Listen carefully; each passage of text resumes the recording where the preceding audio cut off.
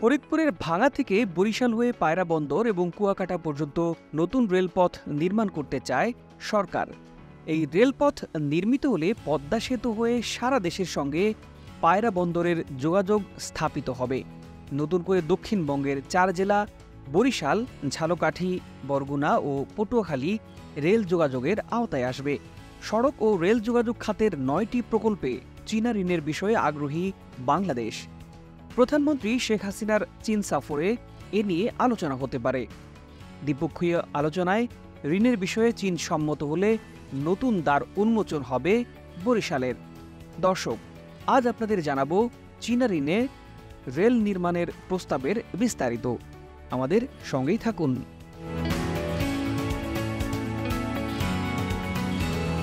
প্রধানমন্ত্রী শেখ হাসিনার আসন্ন চীন সফর নিয়ে নানা মহলে আলোচনা চলছে।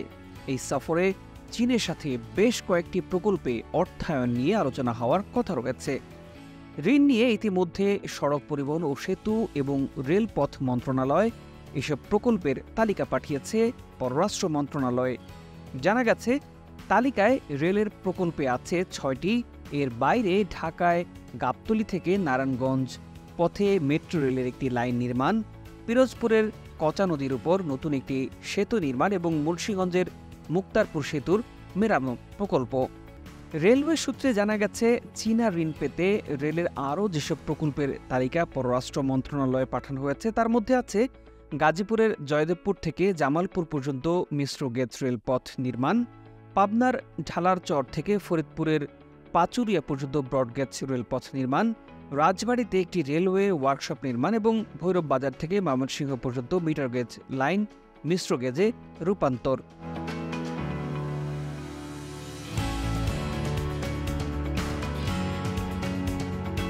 বাংলাদেশ ও চীন সরকারের মধ্যে সমঝোতার ভিত্তিতে G2G পদ্ধতিতে পদ্মা সেতুর ২ প্রান্তে ১৭২ কিলোমিটার নতুন রেলপথ নির্মাণ প্রকল্প শেষ পর্যায়ে আছে। এই প্রকল্পের জন্য চীনের এক্সিম ব্যাংকের ঋণের মেয়াদ শেষ। আগামী নভেম্বর পর্যন্ত তা বাড়াতে চায় বাংলাদেশ রেলওয়ে। এর জন্য প্রকল্পটি চীনা ঋণের তালিকায় যুক্ত করা হয়েছে।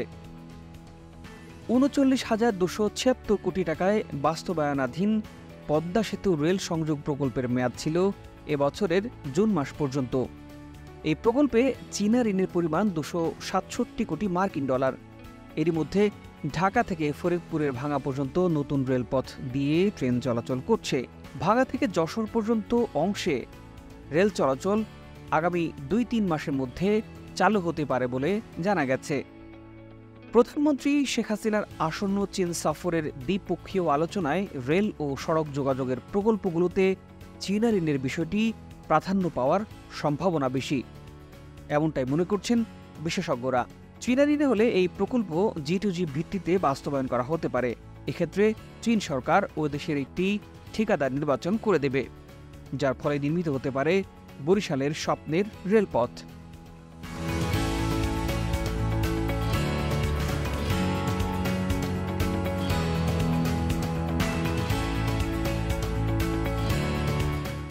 প্রিয় দর্শক, বিজনেস নিউজ পোর্টাল দেশ সমাচারের ইউটিউব ও ফেসবুক পেজে নিয়মিত প্রচার করব দেশের চলমান উন্নয়ন প্রকল্পগুলোর সবশেষ তথ্যচিত্র।